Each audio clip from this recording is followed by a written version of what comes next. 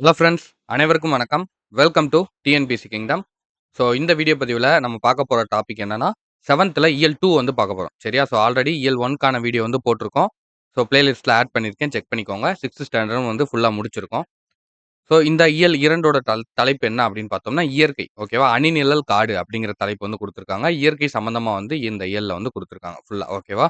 So இதுல நம்ம பார்க்க போற டாபிக் என்னென்னன்னு பார்த்தீங்கன்னா, காடு, அப்படியே நிற்கட்டும் அந்த மரம், விலங்குகள் உலகம், இந்திய வனமகன், நால்வகை குறுக்கங்கள். ஓகேவா? ஸோ இந்த 5 டாபிக் வந்து நம்ம பார்க்க போறோம். ஸோ இதுல எது இம்பார்ட்டன்ட், எது வந்து நம்ம ஜெனரலா பார்த்தா போதும் அப்படிங்கிற மாரி நம்ம பார்க்கலாம். ஓகேவா? கையில புக் எடுத்துக்கோங்க. புக் இல்லாதவங்க ஒரு நோட்டும் பென்னும் எடுத்துக்கோங்க. ஸோ இம்பார்ட்டன்ட் பாயிண்ட் சொல்றத நோட் பண்ணிக்கோங்க. புக் பேக் கொஸ்டின்ஸ நோட் பண்ணிக்கோங்க. ஓகேவா? ஓகே. காடு. ஓகேவா? காடுங்கிற செய்யுள பொறுத்தவரைக்கும், இத எழுதியவர் வந்து சுரதாப்பா. ஓகேவா? ஸோ இது வந்து நம்மளுக்கு சிலபஸ்ல கிடையாது. ஸோ இத வந்து ஜஸ்ட் வந்து ஒரு ரீட் மட்டும் பண்ணிக்கோங்க. ஓகேவா? பாடல் வரிகள ஜஸ்ட் வந்து ஒரு ரீட் மட்டும் பண்ணிக்கோங்க. ரீட் பண்ணாம போயிறாதீங்க. ஜஸ்ட் ரீட் பண்ணிக்கோங்க. சொல்லும் பொருளும் நம்மளுக்கு எப்பயும் போல இம்பார்ட்டன்ட் தான். ஈன்று அப்டின்னா பெற்று அப்படின்னு அர்த்தம். கொம்பு அப்டின்னா கிளைன்னு அர்த்தம். அதிமதுரம் அப்டின்னா மிகுந்த சுவை. சரியா? டீ தூள் விளம்பரத்துலாம் வருது இல்லையா? அதிமதுரம் அப்படின்னு சொல்லி. அந்த அதிமதுரம் அப்டின்னா என்ன பொருள்? மிகுந்த சுவை அப்படின்னு சொல்லி பொருள். சரியா? ஸோ கழித்திட அப்படின்னா மகிழ்ந்திட. நச்சரவம் அப்படின்னா விடமுள்ள பாம்பு, விஷமுள்ள பாம்பு அப்படின்னு வந்து சொல்லுவாங்க. விடுதினா தங்குமிடம். விடுதி வந்து நம்மளுக்கு தெரியும். கழித்திடனா மகிழ்ந்திட தெரியும். அதிமதுரம் மிகுந்த சுவை ஞாபகம் வச்சுக்கோங்க. கொம்புனா கிளை ஞாபகம் வச்சுக்கோங்க. ஈன்றுனா பெற்றுங்கிறது தெரியும். ஸோ இந்த நச்சரவம் அப்படின்னா விடமுள்ள பாம்பு அப்படிங்கிறது கொஞ்சம் டிஃபரெண்ட்டா இருக்கு. ஸோ இத நல்லா பார்த்து வச்சுக்கோங்க. ஓகேவா? ஸோ பாடலின் பொருள் அதே மாரி தான் ஜஸ்ட் ரீட் பண்ணிக்கோங்க. நூல்வெளியும் வந்து நம்மளுக்கு இம்பார்ட்டன்ட் கிடையாது. ஸோ அதையும் வந்து ஜஸ்ட் வந்து ஒரு ரீட் பண்ணிக்கலாம். ஓகேவா? ஸோ அவ்வளதான். ஸோ காட்டை குறிக்கும் வேறு பெயர்கள் என்னென்ன அப்படின்னா, இது வந்து very, very, very, very important. சரியா? ஸோ ஓரெழுத்து ஒரு மொழி நம்மளுக்கு சிலபஸ்லயே இருக்கு. ஸோ இத கண்டிப்பா கேட்பாங்க. ஸோ அதனால இத வந்து படிச்சு வச்சுக்கோங்க. ஓகேவா? காட்டுக்கு வேற என்னென்ன பெயர்கள் இருக்குன்னா, கா, கால், கான், கானகம், அடவி, அரண், ஆரணி, புறவு, பொற்றை, பொழில், தில்லம், அழுவம், இயவு, பலவம், முளரி, வல்லை, விடர், வியல், வனம், முதை, மிலை, இரும்பு, சுரம், பொச்சை, அதுக்கப்புறம் பொதி, முளி, அரில், அரல், பதுக்கை, கணையம் அப்படின்னு சொல்லி காடுக்கு இத்தனை பெயர்கள் வந்து இருக்கு. சரியா? நெஞ்சில் உரமுமின்றி நேர்மை திறமுமின்றி வஞ்சனை சொல்வாரடி கிளியே, வாய்ச்சொல்லில் வீரரடி கூட்டத்தில் கூடி நின்று கூவி பிதற்றலன்றி நாட்டத்தில் கொள்ளாரடி கிளியே நாளில் மறப்பாரடி அப்படின்னு வந்து சொல்லியிருக்காங்க. சரியா? இதே மாரி தான் வந்து இந்த கிளியே கிளியேன்னு தான் இந்த பாடலும் வந்து வரும். சரியா? ஸோ அதாவது கிளியே கிளியே அப்படின்னு சொல்லி தான் வரும். ஸோ அதனால இந்த பாடல் வந்து பாரதியார் எழுதின பாடலும் வந்து கீழ குடுத்துருக்காங்க. ஆனா நம்மளுக்கு பாரதியார் சிலபஸ்ல இல்ல. ஜஸ்ட் ஒரு ரீட போட்டுக்கோங்க. ஸோ அடுத்து ஸோ நான் ஜஸ்ட் ரீட் ஜஸ்ட்ன்னு சொல்லிட்டு போறேன். வேகமா முடிக்கிறதுக்காக சொல்றேன் அப்படி கிடையாது. ஸோ எது இம்பார்ட்டனோ அத மட்டும் தெளிவா வந்து நம்ம நடத்திட்டு ஏன்னா உங்களுக்கு டைமிங் வந்து அதிகமா கன்சியூம் பண்ணக்கூடாது இல்லையா? வீடியோ பார்க்கறதிலேயே உங்களுக்கு டைமிங் அதிகமா போயிருச்சுன்னா, உங்களுக்கு படிக்கிறதுக்கு டைமிங் இல்லாம போயிரும். சரியா? ஸோ அதுக்காக தான். அதுக்காக நான் ஜஸ்ட் ரீட்ன்னு சொல்றேன். ஏன்னா நீங்களும் வந்து சும்மா அப்படியே பார்த்துக்கலாம் அப்படின்னு சொல்லிட்டு விட்டு போயிறக்கூடாது. ஒரு தடவ வந்து ரீட் பண்ணுங்க. சரியா? ஒரு 2 தடவ ரீட் பண்ணுங்க. அந்த பாடல் வரிய ஒரு 2 தடவ, 3 தடவ ரீட் பண்றதுக்கு எவ்வளோ நேரம் ஆயிரும் சொல்லுங்க? ஒரு 10 நிமிஷம் ஆகுமா? ஒரு 10 நிமிஷத்துக்கு அந்த பாடல் வரிய ஒரு 2 வாட்டி ரீட் பண்ணுங்க. தமிழ் தான. படிக்கிறதுனால நம்ம குறைஞ்சிற மாட்டோம் இல்லையா? ஸோ நம்மளுக்கு வந்து நாலேட்ஜ் தான். படிக்க படிக்க வந்து உங்களுக்கு நாலேட்ஜ் தான். அதனால படிச்சுட்டு பாடலின் பொருள வந்து படிச்சு பார்த்துக்கோங்க. ஜஸ்ட் வந்து உங்களுக்கு நாலேட்ஜ் வந்து இருக்கும். ஸோ கேட்டா ஏன்னா, இப்ப தான் வந்து சிலபஸ் மாத்துனதுக்கப்புறம் இதுதான் நம்மளுடைய முதல் தேர்வு. சரியா? ஸோ இதுல வந்து எப்படி கேள்விகள் கேட்பாங்க அப்படிங்கிறது இன்னும் யாருக்குமே வந்து சரியா தெரியாது. அதனால நம்மளுக்கு எது இம்பார்ட்டன்ட் சொல்றாங்களோ, அத நல்லா ஆழமா படிச்சுக்கணும். எது சிலபஸ்ல இல்லையோ, அத வந்து ஓரளவு வந்து படிச்சுக்கணும். சரியா? ஸோ ஜஸ்ட் வந்து ரீடாவது பண்ணி வச்சுக்கணும். அந்த இடத்துல அந்த கேள்விய பார்க்கும்போது, ஒரு அளவுக்கு தோராயமா ஒரு 80, 90% அந்த கேள்வி வந்து நம்மளுக்கு ஆன்ஸர் வந்து தெரியிற அளவுக்கு நம்ம அத பார்த்து வச்சுக்கிட்டா போதும். சரியா? ஸோ வாளை, கன்றை வாளை, கன்றை ஈன்றது. சரியா? ஸோ காடெல்லாம் என்னும் சொல்லை பிரித்தெழுத கிடைப்பது என்ன அப்படின்னு பார்த்தோம்னா, காடு கூட்டல் எல்லாம். கிழக்கு கூட்டல் எடுக்கும் என்பதனை சேர்த்தெழுத கிடைக்கும் சொல் என்ன அப்படின்னு பார்த்தோம்னா, கிழக்கெடுக்கும். இக் கு பிளஸ் ஏ வந்து கேவா மாறும் இல்லையா? அப்ப கிழக்கெடுக்கும். ஓகேவா? ஸோ அடுத்தது. அப்படியே நிற்கட்டும் அந்த மரம். இதுவும் அதே மாதிரி ஜஸ்ட் ரீட் தான். ஓகேவா? ஸோ ஃபுல்லா பாடல் வரிகள் எல்லாமே நம்மளுடைய சாதாரண மொழி நடையில குடுத்துருப்பாங்க. ஜஸ்ட் ஒருக்கா சும்மா ரீட் பண்ணிக்கோங்க. அதே மாரி ராஜ மார்த்தாண்டம் அப்படிங்கிறவரு எழுதியிருப்பாரு. ஒரு 2 தடவ வந்து ரீட் பண்ணிக்கோங்க. ஓகேவா? ஒரு 2 டைம்ஸ் வந்து ரீட் பண்ணிட்டு, அதோட அப்படியே பாடலுடைய பொருள் என்ன அப்படிங்கிறதையும் பார்த்துக்கோங்க. சொல்லும் பொருளும் நம்மளுக்கு எப்பயும் போல இம்பார்ட்டன்ட். பரவசம் அப்படின்னா மகிழ்ச்சி பெருக்கு. துஷ்டி கேட்டல் அப்படின்னா துக்கம் விசாரித்தல் அப்படின்னு வந்து சொல்லுவாங்க. இப்ப இறந்தவங்கலாம் வந்து நம்ம வீட்லலாம் கேள்விப்பட்டிருப்போம். நம்மனால வந்து இறந்த அன்னைக்கு வந்து போயிருக்க முடியாது. ஒருத்தவங்க வந்து இறந்து போயிருப்பாங்க. ஸோ அன்னைக்கு வந்து நம்மனால போயிருக்க முடியாது. நம்ம எங்கேயாவது வெளியூர்ல இருந்திருப்போம், இல்ல வேற இடத்துல இருந்திருப்போம், இல்ல வேற ஏதாவது வர முடியாத சூழ்நிலைகள்ல இருந்திருப்போம். ஸோ அத வந்து ஒரு 1 வாரம் கழிச்சு, ஒரு 10 நாள் கழிச்சு ஊருக்கு வந்ததுக்கப்புறம் போய் துக்கம் விசாரிப்பாங்க. சரியா? கேதம் கேட்கறது அப்படின்னு வந்து ஒரு சில ஏரியால வந்து சொல்லுவாங்க. சரியா? அததான் வந்து துஷ்டி கேட்டல் அப்படின்னா, துக்கம் விசாரித்தல் அப்படின்னு சொல்லி அர்த்தம். பரவசம்னா மகிழ்ச்சி பெருக்கு. இது நம்மளுக்கு தெரியும். ஸோ இத மட்டும் வந்து கொஞ்சம் பார்த்து வச்சுக்கோங்க. டிஃபரெண்ட்டா இருக்கு. ஓகேவா? ஸோ இதுல பாடலுக்கான பொருள்லாம் கிடையாது. சரியா? பொருள்லாம் இங்க குடுத்துருக்க மாட்டாங்க. ஜஸ்ட் பாடல் வரியே சாதாரண தமிழ்ல தான் வந்து இருக்கும். சரியா? அதனால ஜஸ்ட் ஒருக்கா ஒரு 2 டைம் வந்து அத ரீட் பண்ணிக்கிட்டீங்கன்னா போதும். இதுவும் வந்து நம்மளுக்கு இம்பார்ட்டன்ட் கிடையாது. ஓகேவா? இந்த கவிஞர் வந்து நம்மளுக்கு சிலபஸ்ல வந்து குடுக்கல. ஜஸ்ட் இதுலருந்து இதுவரைக்கும் வந்து ஒரு ரீடு மட்டும் போட்டுக்கோங்க. ராஜமார்த்தாண்டன் கவிஞர், இதழாளர், கவிதை திறனாய்வாளர் என பன்முக திறன்கள் பெற்றவர். சரியா? இவர் தான் வந்து எழுதியிருப்பாரு.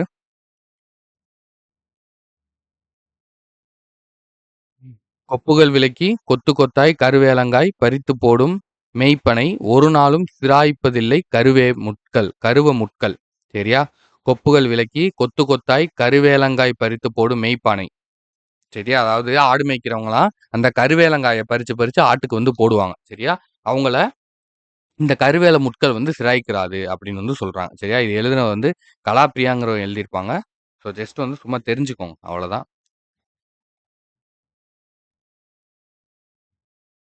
அதே மாரி குழந்தை வரைந்தது பறவைகளை மட்டுமே. வானம் தானாக உருவானது. கரெக்ட்டா? ஸோ இப்ப நம்ம ஒரு படம் வரையிறோம்னா, அதுல இப்படி பறவைய மட்டும் தான் போடுவோம். சரியா? வானமா இது அப்படியே வந்து ஒரு வானமா வந்து கன்வெர்ட் ஆயிரும். இல்ல மேகங்கள் வரைவோம்.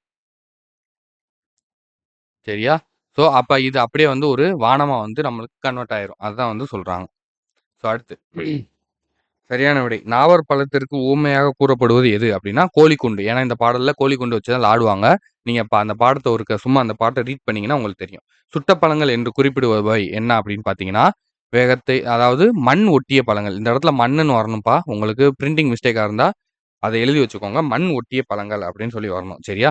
பெயர் அறியா என்னும் சொல்லை பிரித்தெழுத கிடைப்பது அப்படி என்னன்னு பார்த்தோம்னா, ஆப்ஷன் சி பெயர் கூட்டல் அறியா.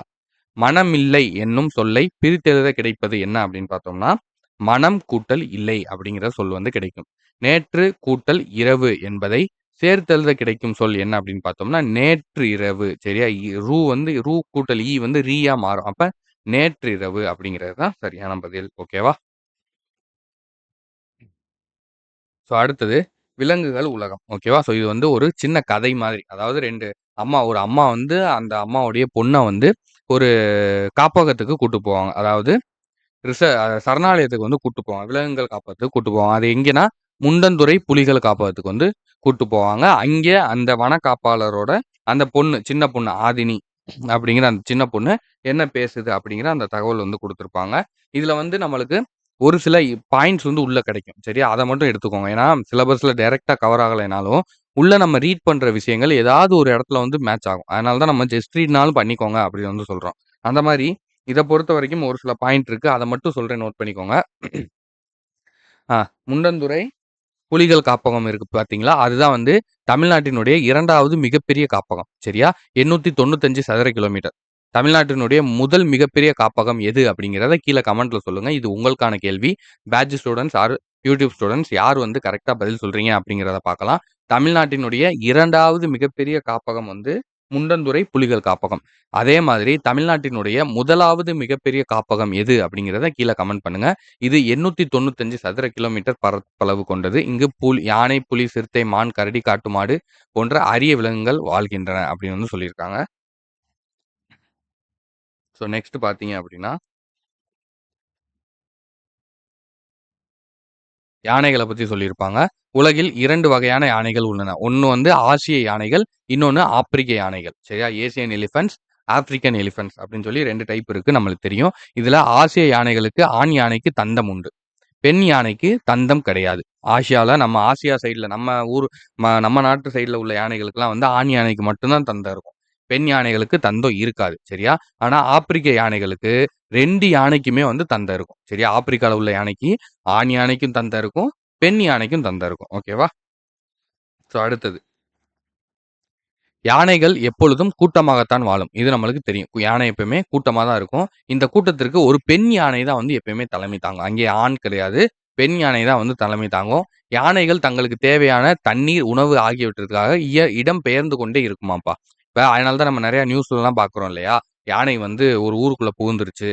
ஒரு ஒரு வனப்பகுதியிலருந்து மக்கள் இருக்கிற பகுதிகளுக்குள்ள வந்து வந்துருச்சு. உணவு இல்ல, தண்ணி இல்ல. அதனால வந்துருச்சு அப்படிங்கிற மாரி போடுறாங்க இல்லையா?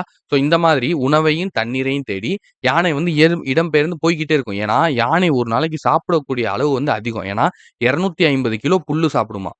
ஒரு யானை. ஒரு நாளைக்கு.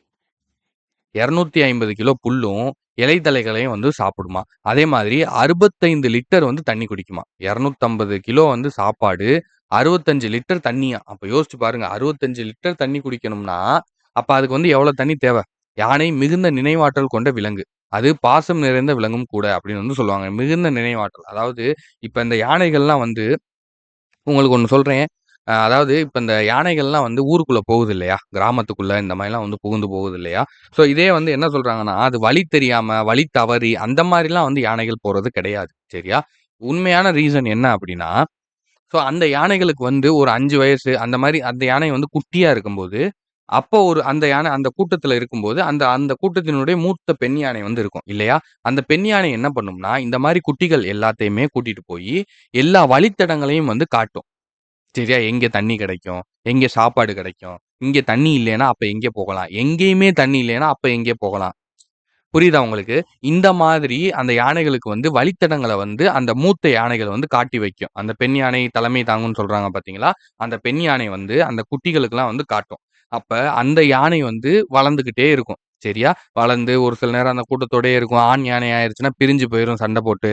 அப்படி பிரிஞ்சு போகும்போது அது என்ன பண்ணும்னா, எல்லா பக்கமும் அலைஞ்சு திரியும். அதுல வந்து தண்ணி, சாப்பாடுலாம் கிடைக்கிற வரைக்கும் பிரச்சனை இல்ல. ஓகேவா? ஸோ ஒரு டயத்துல கிடைக்காம போகும் இல்லையா? அப்ப என்ன பண்ணும்?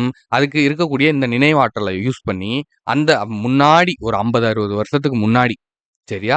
ஆ 40 வருஷத்துக்கு, 50 வருஷத்துக்கு முன்னாடி அந்த தலைமை யானை வந்து வழிகாட்டியிருக்கும் தெரியுமா? அந்த வழித்தடங்கள காட்டியிருக்கும். எங்கே தண்ணி கிடைக்கும்?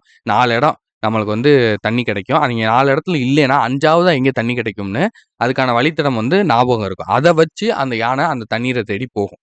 அப்படி போகும்போது தான், இந்த 30, 40 வருஷத்துல மனிதர்கள் அந்த பகுதியில வந்து குடிபெயர்ந்து போயிருப்பாங்க. சரியா? ஏன்னா மனிதர்கள் வந்து ஒரு இடத்துக்கு வந்து வாழ்றாங்க அப்படின்னா, அந்த இடத்துல வந்து ஏதோ ஒரு விஷயம் வந்து அவங்களுக்கு கிடைக்கும். சாப்பாடா இருக்கலாம், தண்ணியா இருக்கலாம், போக்குவரத்து வசதியா ஏதோ ஒரு விஷயம் வந்து கிடைக்கிறனால தான் மனிதர்கள் வந்து அங்கே குடிபுகுந்து போவாங்க. சரியா? ஏன்னா நம்மளுடைய நாகரிகமே வந்து நதிக்கரை நாகரிகம் அப்படிங்கிறது உங்களுக்கு தெரியும். நதியில ஏன் வந்து இருந்தாங்க? ஏன்னா தண்ணி வசதி இருக்கு. எல்லாமே அந்த இடத்துல வந்து அவங்களுக்கு கிடைச்சுச்சு. விவசாயம் பண்ணிக்கிறலாம். தண்ணியிலே வந்து அவங்க வணிகம் பண்ணிக்கிறலாம் கப்பல் மூலமா. இந்த மாரி எல்லாமே அவங்களுக்கு இருந்ததுனால, அவங்க தண்ணி இருக்கிற இடத்த சூஸ் பண்ணாங்க. அந்த மாரி தான் இந்த மக்களும் தண்ணி இருக்குன்னு சொல்லி தான் போயிருப்பாங்க. அப்ப அந்த யானை வந்து திரும்ப 30, 40 வருஷம் கழிச்சு அந்த பக்கம் வரம்போது, அங்கே வீடுகள் இருக்கு. அப்ப அது எல்லாத்தையும் வந்து அதுக்கு இடையூறா இருக்கும்போது, அது வந்து அத சேதப்படுத்துது. ஓகேவா? ஸோ இதுதான் வந்து உண்மையான கான்செப்ட். சரியா? அந்த யானை வந்து ஊருக்குள்ள புகுந்துருச்சு, வழி தவறி வந்துருச்சு அப்படிலாம் கிடையாது. அது கரெக்ட்டான இடத்துக்கு தான் வருது. நம்ம மக்கள் தான் இருக்கிற இடத்த பூரா ஆக்கிரமிச்சு, நம்ம எல்லாம் வீடு கட்டி, நம்ம எல்லாம் வந்து நம்மளுடைய இடங்கள பெருக்கிக்கிட்டே போறோம். அன்னைக்கு வந்து அந்த சின்ன கிராமம், அந்த மலை கிராமம்ங்கிறது ஒரு 30, 40 ஏக்கர்ல இருந்திருக்கும். இன்னைக்கு அத சுத்தி எஸ்டேட்டு, கொஞ்சம் வசதி வாய்ப்புகள், மக்களுக்கு பெருக, பெருக, பெருக சுத்தி இடங்கள் வாங்க, வாங்க, வாங்க அந்த 30 ஏக்கர்ங்கிறது இன்னைக்கு 300 ஏக்கரா வந்து எக்ஸ்டெண்ட் ஆயிருக்கும். அப்ப அந்த 300 ஏக்கர்ங்கிறது அந்த விலங்குகளுக்கான வழித்தடங்கள். சரியா? ஸோ அப்ப அதுல வந்து இவங்க வீடுகள் கட்டுறதுனால, இவங்க போக்குவரத்து இது பண்றதுனால, அந்த யானைகள் அது வழியா வந்து போக வேண்டிய சூழ்நிலைகள் உருவாகுது. ஓகேவா? இதுதான் வந்து ரியாலிட்டி. அடுத்தது. இப்ப ம். யானைகள் பொதுவாக மனிதர்களை தாக்குவது இல்லை. சரியா? பொதுவா வந்து அதுக்கு தாக்கணுங்கிற நோக்கம்லாம் கிடையாது. அவற்றின் வழித்தடங்களில் குறுக்கிடும்போது சொன்னேன்னா, அதோட வழித்தடங்கள்ல நீங்க குறுக்கிட்டீங்கன்னா, அதோட வழித்தடத்த அடைச்சு நீங்க அதுக்கு வந்து துன்பம் படுத்துனீங்கன்னா, அதோட வழித்தடத்துல வந்து நீங்க வீடு கட்டி இந்த மாரி வந்து பிரச்சனை பண்றீங்க. அந்த மாரி நீங்க அதோட வழித்தடத்துல நீங்க குறுக்கிடும்போது மனிதர்கள தாக்கும். மேலும் யானைக்கு கண் பார்வை வந்து ரொம்ப குறைவு. ஆனா கேட்கும் ஆற்றலும், மோப்ப ஆற்றலும் வந்து ரொம்ப, ரொம்ப, ரொம்ப அதிகம்னு சொல்றாங்க. சரியா? அதே மாரி ஞாபக சக்தியும். யானைக்கு ஞாபக சக்தி, கேட்கும் திறன், மோப்பத்திறன். இது 3மே வந்து அதிகம் அப்படின்னு வந்து சொல்றாங்க. தமிழ்நாட்டில் வனக்கல்லூரி அமைந்துள்ள இடம் வந்து மேட்டுப்பாளையம், அதாவது கோவை மாவட்டத்தில இருக்கு. கோவையில் உள்ள தமிழ்நாடு வேளாண்மை பல்கலைக்கழகத்தில இளநிலை வனவியல் பிஎஸ்சி ஃபாரஸ்ட்ரி இருக்கு. அதே மாரி எம்எஸ்சி ஃபாரஸ்ட்ரி அப்படின்னு சொல்லி 2 படிப்புகள் வந்து இருக்கு. ஓகேவா? வனவர் அதுக்கப்புறம் என்ன சொல்றாரு அப்படின்னா, இப்ப கரடிய பத்தி சொல்றாங்க. சரியா? கரடி வந்து ஒரு அனைத்துண்ணி. எல்லாமே சாப்பிடும் கரடி. சரியா? மனுஷன கூட அடிச்சுப்புடும். சரியா? அது பழங்கள், தேன் போன்றவை உண்பதற்காக மரங்களில் ஏறும். உதிர்ந்த மலர்கள், காய்கள், கனிகள், பூ புற்றீசல். சரியா? புற்று, ஈசல். அதாவது புற்றுல இருக்கக்கூடிய இந்த ஈசல் வகைகள்லாம் சாப்பிடும். அதெல்லாம் வந்து தேடி உண்ணும். அப்புறம் கரையான் வந்து அதுக்கு ரொம்ப புடிச்ச உணவு அப்படின்னு வந்து சொல்றாங்க. சரியா? அதாவது ஈசல், கரையான் இந்த மாரியான உயிர் உள்ள பொருட்களையும் சாப்பிடுது. அதே மாரி பழங்கள், தேனு, அதுக்கப்புறம் உதிர்ந்த மலர்கள், காய்கள், கனிகள் இந்த மாதிரியான பொருட்களையும் வந்து கரடி வந்து சாப்பிடும். தேன் கூட்ட வந்து அது கலைச்சு சாப்பிடும்போது, தேனீகள் வந்து கொட்டாதா? அதுக்கு வந்து வலிக்காதா? அப்படின்னு வந்து கேட்பாங்க. கரடியின் உடல போர்த்தி இருக்கும் அடர்ந்த முடிகள் தேனீகிட்ட இருந்து அத வந்து காப்பாத்திரும். சரியா? அதுவே வந்து ஒரு சூட்டு மாரி இருக்கும். நன்னா வளர்ந்த கரடி. சரியா? நல்லா வளர்ந்த கரடி வந்து கிட்டத்தட்ட ஒரு 160 கிலோ வரைக்கும் எடை இருக்குன்னு சொல்றாங்க. நல்லாவா 160 கிலோ. ஓகேவா? அடுத்து புலிகள பத்தி சொல்லியிருப்பாங்க. புலிகள் தனித்து வாழும் இயல்புடையது. ஒரு குறிப்பிட்ட எல்லைக்குள் ஒரு புலி மட்டுமே வாழும். சரியா? ஒரு எல்லைக்குள்ள ஒரு புலி மட்டும் தான் இருக்கும். சரியா? மற்ற புலிகள் அந்த எல்லைக்குள்ள போகாது. அதுக்கு வந்து தனியா வந்து எல்லை இருக்கும். கருவுற்று உள்ள புலி வந்து 90 நாட்கள் வந்து 2 அல்லது 3 குட்டிகள வந்து ஈனும். சரியா? அப்போ ஒரு புலி வந்து மாசமாகுது அப்படின்னா, அந்த புலி வந்து 2லிருந்து 3 குட்டி வந்து போடும் அப்படின்னு வந்து சொல்றாங்க. சரியா? அந்த குட்டிகளை 2 ஆண்டுகள் வரை வளர்த்து வரும். சரியா? அந்த குட்டிகள குட்டி போடுது இல்லையா? அந்த குட்டிகள வந்து 2 வருஷத்துக்கு வந்து அது பார்த்துக்கும். அதுக்கப்புறம் வந்து அதுக்கான எல்லைய வந்து பிரிச்சு, அத தனியா வந்து அனுப்பிச்சு விட்டுரும். ஓகேவா? அவை வேட்டையாட கற்றவுடன் அவற்றுக்கான எல்லைகளை பிரித்து தனியாக அனுப்பிச்சு விடும். 2, 3 வருஷம் தன்னோட வச்சு பார்த்துக்கும். இப்ப கோழிகள்லாம் வளர்க்க தெரியும் ஒரு சில பேருக்கு. கோழி குஞ்சுகள்லாம் கோழி குஞ்சு பொரிச்சதுக்கு அப்புறம் ஒரு 2, 3 மாதங்கள் வரைக்கும் அத பாதுகாக்கும். அதுக்கப்புறம் அத தனியா பிரிச்சு விட்டுரும். சரியா? ஒவ்வொரு கோழியும் வந்து தனித்தனியா போக ஆரம்பிச்சுரும். கோழியோ, சேவலோ எல்லாமே. சரியா? அந்த மாரி தான் இந்த புலிகளும் 2லிருந்து 3 வருடங்களுக்கு கூட வச்சுக்குமாம். அதுக்கப்புறம் அது கொஞ்சம் வேட்டையாட பழகுனதுக்கு அப்புறம் அத தனியா வந்து அனுப்பிச்சு விட்டுரும். ஓகேவா?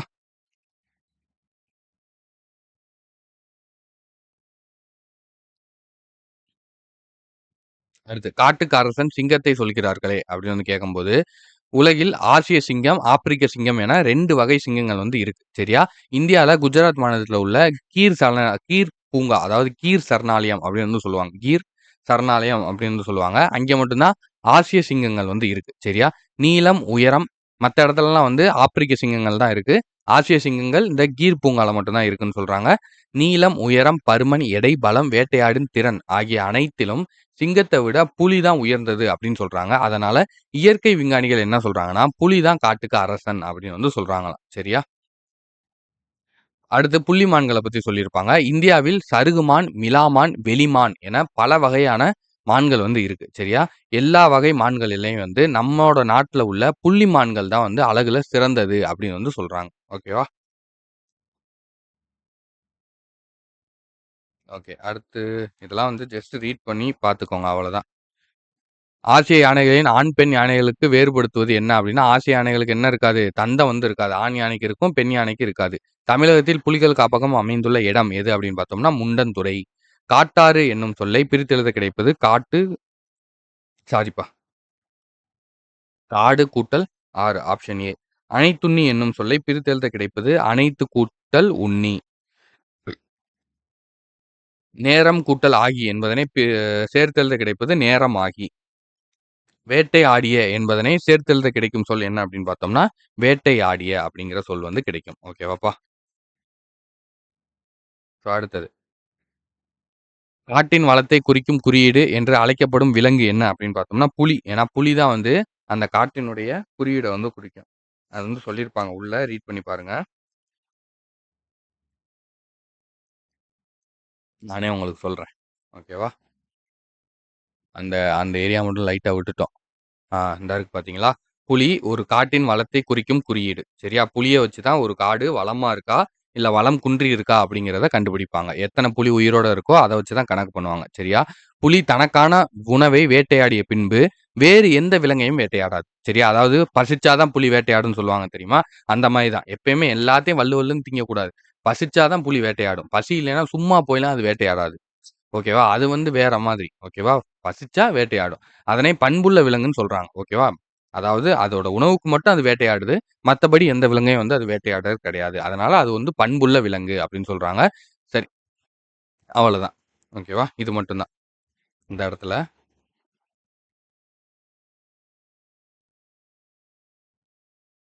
உன்னோட சொல்லிட்டேன். யானை கூட்டத்திற்கு ஒரு பெண் யானை தான் தலைமை தாங்கும். கரடிகளை தேனீகளிடமிருந்து காப்பது அதன் முடி. அடர்த்தி முடி. அடர்ந்த முடின்னு கூட கேட்கலாம். ஸோ இது வந்து ஒரு கதைப்பா. இது நல்லாருக்கும். இத ஜஸ்ட் ரீட் பண்ணிக்கோங்க. இந்திய வனமகன் அப்படிங்கிற கதை. இதுல யார் ஹீரோ அப்படின்னு பார்த்தீங்கன்னா, ஜாதவ் பயங் அப்படிங்கிறவர் தான். ஜாதவ் பயங். அவ்வாறு மகிழ்ச்சி அடைந்தவர்கள் அசாம் அசாம் மாநிலத்தில ஜோர்விராட் மாவட்டத்தைச் சேர்ந்த ஜாதவ் பயாங். அவர் பிரம்மபுத்திரா ஆற்றின் நடுவில் உள்ள மிகப்பெரிய தீவில் 30 ஆண்டுகள் தனது கடின உழைப்பால் ஒரு காட்டை உருவாக்கி உள்ளார். சரியா? அதாவது பிரம்மபுத்திரா நதிக்கு நடுவுல ஒரு தீவு மாரி இருக்கும்பா. அதுல ஃபுல்லா வெறும் மண்ணு தான் இருக்கும். சரியா? ஒரு மரம் கூட இருக்காது. இந்த வீடியோலாம் வந்து YouTubeல வரும். நீங்க போட்டு பாருங்க. சரியா? YouTubeல வந்து இத போட்டு பாருங்க. இதெல்லாம் அந்த வீடியோ பார்த்தீங்கனாலே உங்களுக்கு மனசுல வந்து நின்றும். நான் வந்து இப்ப அத வச்சு தான் நான் அந்த வீடியோ வந்து ஆல்ரெடி பார்த்துருக்கேன். ஜாதவ் பயாங் அப்படிங்கிறவரு, அந்த பிரம்மபுத்திரா ஆத்துக்கு நடுவுல இருக்கக்கூடிய அந்த பாலைவனம் மாரியான இடத்துல, மரத்த வந்து வளர்த்திருப்பாரு. ஒரு காட்டையே உருவாக்கியிருப்பாரு. ஒரு மரம் கூட இருக்காது அங்கே. சரியா? பாலைவனம் மாரி இருக்கும். சரியா? அக்காட்டிலேயே தமது வாழ்வை கழித்துக் கொண்டிருப்பவர். சரியா? 30 ஆண்டுகள் செலவழிச்சு அந்த காட்ட வந்து உருவாக்கியிருப்பாரு. தண்ணி வசதி இருக்காது. தண்ணிலாம் கொண்டு போயி, நெறைய தண்ணிக்குலாம் வந்து சொட்டு நீர் பாசனம் மாரி செட் பண்ணி, ஒவ்வொரு மரமா வந்து வளர்த்திருப்பாரு. யானைகளின் வருகையை தமது உழைப்பிற்கு கிடைத்த பரிசாக கருதியவர், இந்தியாவின் வனமகன் என்று அழைக்கப்படும் அவருடன் உரையாடுவோம் அப்படின்னு சொல்லியிருப்பாங்க. சரியா? இவர் தான் வந்து இந்தியாவினுடைய வனமகன் அப்படின்னு வந்து சொல்லி அவார்டு வந்து வாங்கியிருப்பாரு. இத ஃபுல்லா வந்து ஒருக்க ரீட் பண்ணிக்கோங்க. வேற எதுவுமே வந்து இதுல இம்பார்ட்டன்ட்டா சொல்லியிருக்க மாட்டாங்க. ஸோ இத பார்த்துக்கோங்க. இது வந்து இம்பார்ட்டன்ட். பாக்ஸ்லாம் எப்பயுமே பார்த்துருங்க. பாக்ஸ்லாம் சொல்லணும்னே நினைக்காதீங்க. ஓகேவா? பாக்ஸ்லாம் வெரி இம்பார்ட்டன்ட். 2012ஆம் ஆண்டு ஜவஹர்லால் நேரு பல்கலைக்கழகம் ஜாதவுக்கு இந்திய வனமகன் ஃபாரஸ்ட் மேன் ஆஃப் இந்தியா என்னும் பட்டத்தை வழங்கியுள்ளது. 2015ஆம் ஆண்டு இந்திய அரசு பத்மஸ்ரீ விருதை வந்து வழங்கியுள்ளது. 2012ல சாரிப்பா. ஆ ரெண் 2012ல ஜவஹர்லால் நேரு பல்கலைக்கழகம் இந்திய வனமகன் விருத வந்து வழங்குச்சு. 2015ல பத்மஸ்ரீ விருது. அதான் மேல ஃபோட்டோ நம்ம பார்த்தோம். அதுக்கப்புறம் கவுஹாத்தி பல்கலைக்கழகம் மதிப்புறு முனைவர் பட்டம் வந்து இவருக்கு வந்து வழங்கியிருக்கு. ஓகேவா? ஸோ இத விட வேற எதுவும் உள்ள இம்பார்ட்டன்ட் இல்ல. ஸோ அடுத்து நம்ம பார்க்க போற இதுதான் வெரி வெரி இம்பார்ட்டன்டான லெசன் இந்த இயல்லயே. சரியா? 4 வகை குறுக்கங்கள பத்தி பார்க்க போறோம்ப்பா. போன இயல்ல வந்து நம்ம இயல் 1ல நம்ம குற்றியலுகரம், குற்றியலிகரம் பத்தி பார்த்தோம். குற்றியலுகரம், குற்றியலிகரம் பத்தி பார்த்தோம். இந்த இதுல ஐகார குறுக்கம், ஔகார குறுக்கம், மகர குறுக்கம், ஆயுத குறுக்கம் பத்தி பார்க்க போறோம். 4 வகை குறுக்கங்கள பத்தி பார்க்க போறோம். சரியா? ஃபர்ஸ்ட் நம்ம பார்க்க போறது ஐகார குறுக்கம்ப்பா. சிம்பிள். ஐ, கை, பை என ஐகார எழுத்து தனித்து வரும் இடங்களில் தனக்குரிய 2 மாத்திரைகள் நோட் பண்ணிக்கோங்க. 2 மாத்திரை அளவில் முழுமையாக ஒலிக்கிறது. வையம், சமையல், பறவை என சொற்களின் முதல், இடை, இறுதி ஆகிய இடங்களில் வரும்போது, தனக்குரிய 2 மாத்திரை அளவிலிருந்து குறைந்து ஒலிக்கிறது. இவ்வாறு குறைந்து ஒலிக்கும் ஐகாரம், ஐகார குறுக்கம் எனப்படும். அதாவது ஐ, பை, கை இந்த வார்த்தையெல்லாம் சொல்லுங்களேன். அது முழுசா ஒலிக்கும்பா. 2 மாத்திரை அளவுக்கு அத முழுமையா சொல்லுவோம். ஐ அப்படின்னா அழுத்தி சொல்றோம் பார்த்தீங்களா? அதுக்கான நம்ம குடுக்கக்கூடிய அந்த எஃபர்ட்ட தான் வந்து இங்க மாத்திரை அப்படின்னு வந்து சொல்லுவாங்க. இதுவே நீங்க வையம் வையின்னு சொல்லுங்க. வை. அது வந்து அழுத்தமா இருக்கும். வையம்னு சொல்லுங்க. அந்த வை வந்து அவ்வளோ அழுத்தமா வராது. கரெக்ட்டா? சமையல், மையின்னு சொல்லுங்க. அழுத்தமா இருக்கும் அந்த வார்த்தை. மை அப்படின்னு சொன்னீங்கன்னா, அந்த வார்த்தை அழுத்தமா இருக்கும். இதுவே சமையல்னு சொல்லுங்க. அந்த இடத்துல அந்த மை அப்படிங்கிறது அவ்வளோ உச்சரிப்பு வந்து இருக்காது. அதே மாரி பறவை, வை அப்படின்னா அது வேற. இங்க வை, வையி அப்படின்னு சொல்லுவோம். சரியா? அழுத்தி சொல்லுவோம். அதுவே பறவை அப்படின்னா, பறவை அப்படின்னா சொல்லுவோம். பறவைன்னு சொல்ல மாட்டோம். சரியா? பறவை. கொஞ்சம் சாஃப்ட்டா தான் சொல்லுவோம் இல்லையா? ஸோ அத தான் வந்து அதனுடைய மாத்திரையிலிருந்து குறுகி வந்து ஒலிக்கும் அப்படின்னு வந்து சொல்றாங்க. எந்த அளவுக்கு அப்படின்னா, இது முதலில் வரும்போது, அதாவது வையம், சரியா? இந்த மாரி ஐயம், இந்த மாரி முதல்ல வரும்போது, ஐ எழுத்து, ஐ சார்ந்த எழுத்துக்கள் முதல்ல வரும்போது 1 1/2 மாத்திரை அளவு வந்து ஒலிக்குமாம். 2 மாத்திரை இதனுடைய அளவு. முதல்ல வந்துச்சு அப்படின்னா 1 1/2 மாத்திரை ஒலிக்கும். சரியா? இந்த மாதிரி இடையில இல்லைன்னா கடைசியா வந்துச்சு அப்படின்னா, 2 மாத்திரையில இருந்து குறைஞ்சு 1 மாத்திரையா வந்து ஒலிக்கும். அததான் வந்து இந்த இடத்துல சொல்லியிருப்பாங்க. 2 மாத்திரையிலிருந்து குறைஞ்சு 1 மாத்திரையா வந்து ஒலிக்கும். அதான் இங்க சொல்லியிருப்பேன். ஐகாரம் சொல்லின் இடையிலும், இறுதியிலும் வரும்போது, நடுவுலயும், கடைசியிலயும் வந்துச்சு அப்படின்னா, இந்த ஐகார எழுத்துக்கள் வந்துச்சு அப்படின்னா, 1 மாத்திரை அளவுல மட்டும் தான் ஒலிக்கும். சரியா? ஸோ முதல்ல வந்துச்சுன்னா 2லேருந்து 1 1/2 மாத்திரையா குறைந்து ஒலிக்கும். நடுவுலயும், கடைசியிலயும் வந்துச்சுன்னா 2 மாத்திரையிலிருந்து 1 மாத்திரையா குறைந்து ஒலிக்கும். ஓகேவா? இத மட்டும் ஞாபகம் வச்சுக்கோங்க. அடுத்து ஔகார குறுக்கம் பொறுத்தவரைக்கும், ஔ, வௌ என ஔகார எழுத்து தனித்து வரும் இடங்களில் தனக்குரிய 2 மாத்திரை. இதுக்கும் வந்து 2 மாத்திரை அளவு. சரியா? ஔ, வௌ அப்படின்னு சொல்லலாம். 2 மாத்திரை அளவு முழுமையா ஒலிக்கும்பா. இதுவே ஔவையார், வௌவால் அப்படின்னு முதல்ல வரும்போதும் தனக்குரிய என சொற்களின் முதலில் வரும்போது தனக்குரிய 2 மாத்திரை அளவிலிருந்து குறைந்து 1 1/2 மாத்திரை அளவில் ஒலிக்கிறது. இவ்வாறு குறைந்து ஒலிக்கும் ஔகாரம் ஔகார குறுக்கம் எனப்படும். ஔகாரம் வந்து சொல்லுக்கு இடையிலயும், இறுதியிலயும் வராது. ஓகேவாப்பா? இது வந்து நம்மளுக்கு ஒரு பிளஸ். ஔகார குறுக்கத்த பொறுத்தவரைக்கும், ஔகார எழுத்துக்கள் வந்து சொல்லுக்கு இடையிலயும், கடைசிலயும் வராது. நடுவுலயும், கடைசிலயும் வராது. ஆரம்பத்துல மட்டும் தான் வரும். ஔவையார், வௌவால் இந்த மாரி ஆரம்பத்துல மட்டும் தான் வரும். அத ஞாபகம் வச்சுக்கோங்க. அடுத்தது மகர குறுக்கம். மகர குறுக்கத்த பொறுத்தவரைக்கும், அம்மா பாடம் படித்தான், அம்மா பாடம் படித்தான் ஆகிய சொற்களில் மகர மெய்யெழுத்து தனக்குரிய அரை மாத்திரை. சரி, அரை மாத்திரை தான் மகர மெய்யெழுத்துக்கு முழுமையாக ஒலிக்கிறது. வலம் வந்தான் என்பதில் மகர மெய்யெழுத்தை அடுத்த வகர எழுத்து வருவதால், மகர மெய்யானது தனக்குரிய அரை மாத்திரை அளவிலிருந்து குறைந்து 1/4 மாத்திரை அளவாக ஒலிக்கிறது. ஓகேவா? ஸோ இந்த மகர குறுக்கம் மட்டும் தான் இந்த குறுக்கங்கள்லயே கொஞ்சம் டிஃபரெண்ட்டா இருக்கும். சரியா? நல்லா பாருங்க. இதுல அம்மா, பாடம் அப்படிங்கிற மாரி இந்த மகர மெய்யெழுத்து வரும்போது, அதுக்கே உரிய அரை மாத்திரை அளவுல சரியா வந்து ஒலிக்கும். இதுவே வலம் வந்தான், வலம் வந்தான் அப்படின்னு வந்து சொல்லுங்களேன். வலம் வந்தான். அந்த இம்முங்கிறத நம்ம சொல்லவே மாட்டோம். அவ்வளவா உச்சரிக்கவே மாட்டோம். வலம் வந்தான். லைட்டா தான் சொல்லுவோம். இந்த மாதிரி வலம் வந்தான். அதாவது வகர எழுத்து அடுத்து வரும்போது, வா அப்படிங்கிற எழுத்து இந்த இம்முக்கு அடுத்து வந்துச்சு அப்படின்னா, அப்ப அதனுடைய அரை மாத்திரையிலிருந்து குறைந்து 1/4 மாத்திரை அளவு தான் ஒலிக்குமாம். அதே மாரி போலும் அப்படிங்கிற சொல்ல போன் அப்படின்னும், மருளும் அப்படிங்கிற சொல்ல மருண் அப்படின்னும், செய்யுளின் ஓசை சீர்மைக்காக, சரியா? செய்யுளோட ஓசையில வந்து சீர்மை ஒரே சீரா இருக்கணும் அப்படிங்கிறதுக்காக பயன்படுத்துறாங்க. ஓகேவா? போலும் அப்படிங்கிற சொல்லுக்கு பதிலா போன் அப்படிங்கிற சொல்லையும், மருளும் அப்படிங்கிற சொல்லுக்கு பதிலா மருண் அப்படிங்கிற சொல்லையும்.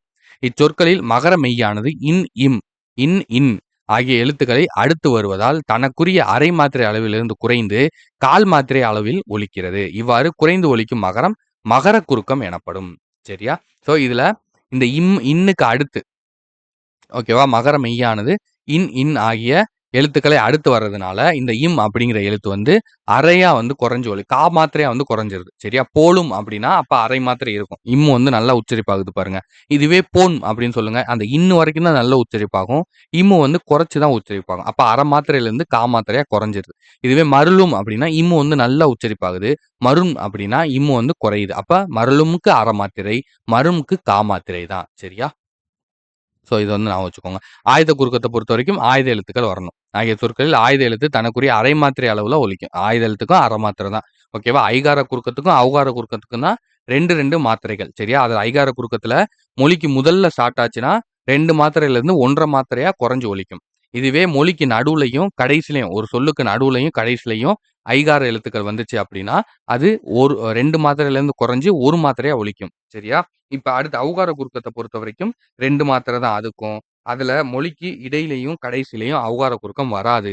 ஆரம்பத்துல மட்டும் தான் வரும். ஆரம்பத்துல அப்படி வந்துச்சு அப்படின்னா, 1 1/2 மாத்திரையா குறைஞ்சு ஒலிக்கும். சரியா? அது 2 மட்டும் தான் 2, 1, 1/2ன்னு வரும். அத ஞாபகம் வச்சுக்கோங்க.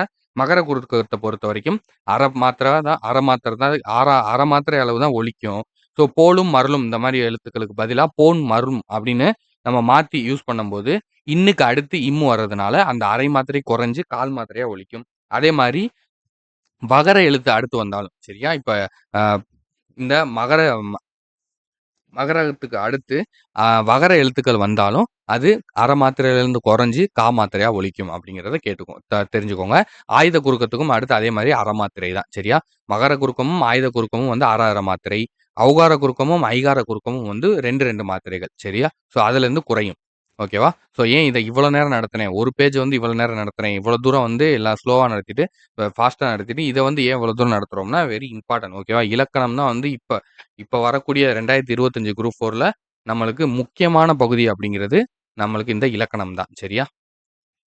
முள் பிளஸ் தீது என்பது முக்தீது எனவும், கல் பிளஸ் தீது என்பது கக்ரீது எனவும் சேரும். சரியா? இது வந்து நம்ம ஆல்ரெடி படிச்சிருக்கோம். இச்சொற்களில் உள்ள ஆயுத எழுத்து தனக்குரிய அரை மாத்திரை அளவிலிருந்து குறைந்து கால் மாத்திரை அளவில் ஒலிக்கிறது.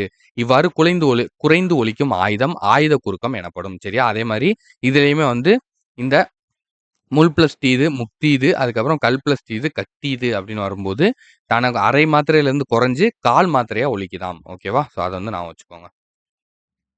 ஸோ இதுக்கான விடை வந்து வேட்கை என்னும் சொல்லை ஐகார குறுக்கம் பெறும் மாத்திரை அளவு எவ்வளோ அப்படின்னு பார்த்தோம்னா, வேட்கை கடைசியா வருது. அப்பனா 1 மாத்திரை. மகர குறுக்கம் இடம்பெறாத சொல் எது? மா வருது. இங்கேயும் இம்மு, இங்கேயும் இம்மு. அப்ப இதுதான்ப்பா. சொல்லின் முதலில் மட்டுமே இடம்பெறுவது ஔகார குறுக்கம்.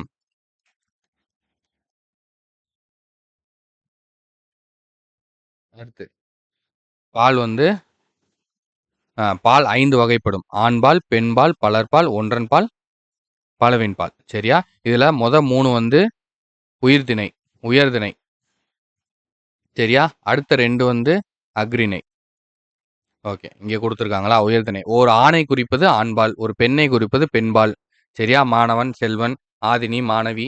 ஒன்றுக்கு மேற்பட்டவர்களை குறிப்பது பலர்பால். மாணவர்கள், மக்கள், ஆண்கள், பெண்கள். சரியா? அஃறிணைனா ஒன்றை குறிப்பது வந்து பசு. ஒன்றை குறிப்பது ஒன்றன்பால். ஒன்றிற்கு மேற்பட்டவரை குறிப்பது பலவின்பால். ஓகேவா? ஸோ கல், பசு. அதே மாரி மண்புழுக்கள், பசுக்கள், கற்கள் அப்படின்னும் சொல்லலாம். எதிர்பாலுக்குரிய பெயர்களை எழுதுக அப்படின்னா, மகளிர் அப்படின்னா ஆடவர். சரியா? பெண் அப்படின்னா ஆண். சிறுவன் அப்படின்னா சிறுமி. அரசன், அரசி. மாணவன், மாணவி. தோழி, தோழன். ஓகேவாப்பா? பிழையை திருத்தி சரியாக எழுதுக. கண்ணகி சிலம்பு அணிந்தான். அணிந்தான் வராதுல. கண்ணகி சிலம்பு அணிந்தாள். ஓகேவா? ஸோ அப்ப கோவலன் சிலம்பு விற்கப் போனாள். போனாள் கிடையாது, போனான். அரசர்கள் நல்லாட்சி செய்தார்கள். பசு கன்றை ஈன்றன. ஈன்றது. மேகங்கள் சூழ்ந்து கொண்டன. ஓகேவா? சுழலி நடனம் ஆடியது. ஆடினாள்.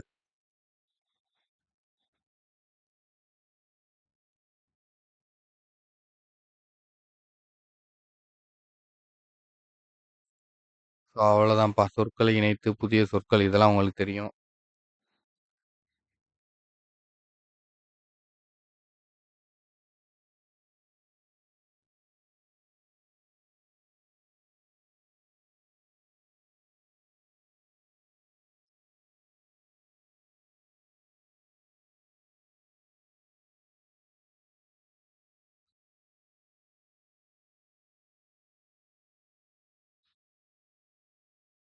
ஓகேப்பா. அடுத்தது ஸோ கலைச்சொற்கள் பார்த்துக்கோங்க. தீவு அப்படின்னா ஐலாண்டு. இயற்கை வளம்னா நேச்சுரல் ரிசோர்ஸ். வன விலங்குகள்னா வைல்ட் அனிமல்ஸ். வன பாதுகாவலர்னா ஃபாரஸ்ட் கன்சர்வேட்டர். உவமைனா பெரபிள். காடுனா ஜங்கிள். வனவியல்னா ஃபாரஸ்ட்ரி. பல்லுயிர் மண்டலம் அப்படின்னா பயோடைவர்சிட்டி. ஓகேவாப்பா? சரி, ஓகே. இதோட வந்து இயல் 2 வந்து முடியுது. வெற்றிகரமா முதல் 2 இயல்கள் வந்து நம்ம முடிச்சாச்சு. ஸோ அடுத்த வீடியோல நான் இயல் 3யோட வரேன். Thank you.